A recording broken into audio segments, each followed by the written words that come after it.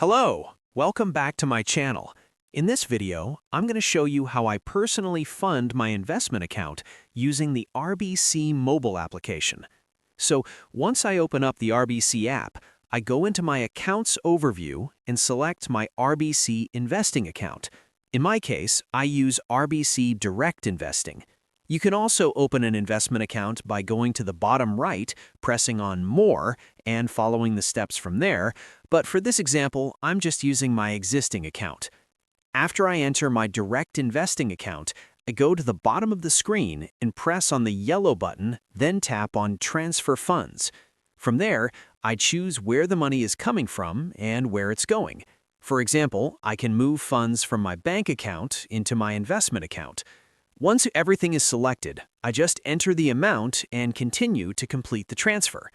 It's honestly a very smooth and simple process once you get familiar with it.